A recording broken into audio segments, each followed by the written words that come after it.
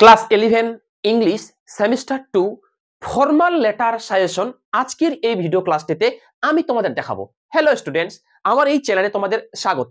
আজকের এই ভিডিও ক্লাসটিতে দেখো আমি তোমাদের দেখাবো, আমি লিখে দিয়েছি class 11 English semester 2 formal letter suggestion 2025। তোমরা সবাই জানো তোমাদের ফাইনাল পরীক্ষায় এবছর 5 মার্কের একটি লেটার রাইটিং আসবে ও ওর দিয়ে 5 মার্কের একটি রিপোর্ট রাইটিং আসবে, অর্থাৎ পরীক্ষায় দুইটি অ্যান্সার করতে হবে। আজকের ভিডিও ক্লাসটিতে আমি তোমাদের এই 5 মার্ক আমি লিখে দিয়েছি, দেখো 5 মার্কের ফর্মাল লেটার সাজেশন আমি তোমাদের দেখাবো।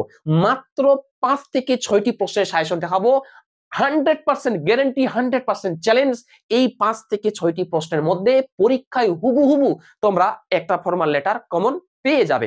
এবার দেখো আমি তোমাদের জন্য প্রথমে ফর্মাল লেটার কি রেখেছি, দেখো আমি লিখে দিয়েছি, প্রশ্নটি তোমরা ভালোভাবে পড়ো এবং দেখবে, প্রয়োজনে তোমরা কিন্তু খাতায় টুকে নিবে। প্রশ্নগুলো আমি বলে দিচ্ছি, দেখো right a letter to the editor of A news paper, মানে একটা খবরের কাগজের সম্পাদকের কাছে একটা চিঠি লিখো। এবাউট মানে হচ্ছে বিষয়ে বা সম্বন্ধে, কি বিষয়ে? The rampant use of plastic bags and cups, অর্থাৎ বেপরোয়া ভাবে যে প্লাস্টিক ব্যাগ এবং প্লাস্টিক ক্যারি ব্যাগ বা কাপস ব্যবহার হচ্ছে, এই বিষয়ে একটা ইংরেজি খবরের কাগজের সম্পাদকের কাছে চিঠি লেখো। এটা ভেরি ভেরি ইম্পর্টেন্ট, এটা তোমরা ভালোভাবে 1 নম্বরে কিন্তু তোমরা letter writing, formal letter writing পড়ে যাবে। ওকে, 5 মার্কের কিন্তু, ওকে মনে রাখবে।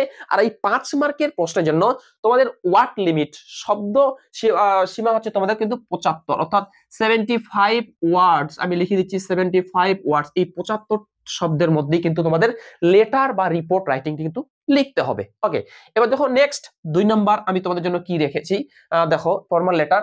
Right a letter to the editor of A news paper, অর্থাৎ খবরের কাগজের একটা সম্পাদকের কাছে চিঠি লেখো। কি? অ্যাবাউট মানে বিষয়ে বা সম্বন্ধে। ওকে, কি বিষয়?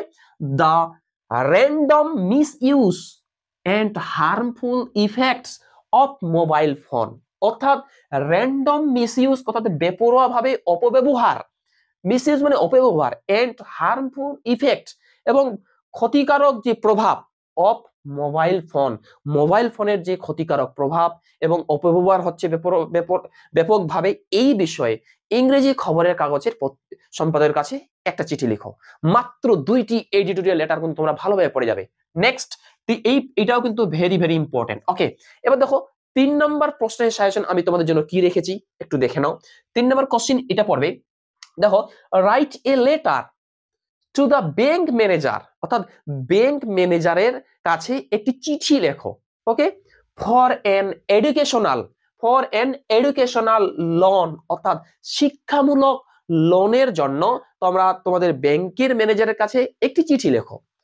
উইদিন মানে হচ্ছে মধ্যে, 75 ওয়ার্ডস, অর্থাৎ 75টি শব্দের মধ্যে একটা ব্যাংকের ম্যানেজারের কাছে চিঠি লেখো যাতে তোমাদের লোনটা স্যাংশন হয়। 3 নাম্বার ফর্মাল লেটার, এটা ভালোভাবে পড়ে যাবে, এটাও কিন্তু ভেরি ভেরি ইম্পর্টেন্ট। ওকে, 4 নাম্বার প্রশ্নের সাজেশন। তার আগে ভিডিওটি যদি ভালো লাগে ভিডিও একটি লাইক করো এবং তোমরা যারা চ্যানেলে নতুন এরকম অধ্যায় ভিত্তিক প্রশ্ন উত্তর সাজেশন পাওয়ার জন্য আমার চ্যানেলটি সাবস্ক্রাইব করো এবং পাশের বেল আইকনটি প্রেস করে অল বোতামটি ক্লিক করে দাও পরবর্তী ভিডিও নোটিফিকেশন পাওয়ার জন্য। এর আগের ভিডিও ক্লাসগুলিতে আমি তোমাদের দেখিয়েছিলাম রিপোর্ট রাইটিং সাজেশন এবং তার আগের ভিডিও ক্লাসটিতে আমি তোমাদের দেখিয়েছিলাম ক্লাস 11 প্যারাগ্রাফ রাইটিং সাজেশন, অর্থাৎ ক্লাস 11 এর প্যারাগ্রাফ রাইটিং সাজেশন এবং রিপোর্ট রাইটিং সাজেশন আমার এই চ্যানেলের মাধ্যমে আমি তোমাদের দেখিয়েছি।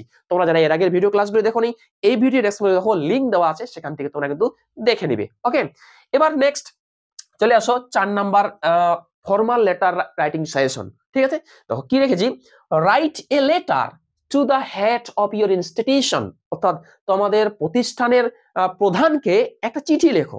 কেন চিঠি লিখতে হবে? টু অ্যারেঞ্জ, যাতে ব্যবস্থা করে দে, তোমাদের বিদ্যালয়ের যে হেড, ও যাতে ব্যবস্থা করে দে এই কালচারাল প্রোগ্রাম, একটা সাংস্কৃতিক অনুষ্ঠানের ব্যবস্থা যাতে করে দে, এই বিষয়ে তোমরা তোমাদের ইনস্টিটিউশনের প্রতিষ্ঠানের প্রধানকে একটি চিঠি লেখো। ঠিক আছে, এই 4টি most very very important formal letter. Next, এরপরে চলে আসো 5 নাম্বার লেটার রাইটিং তোমাদের জন্য আমি কি রেখেছি, দেখো প্রশ্নটি দেখে নাও।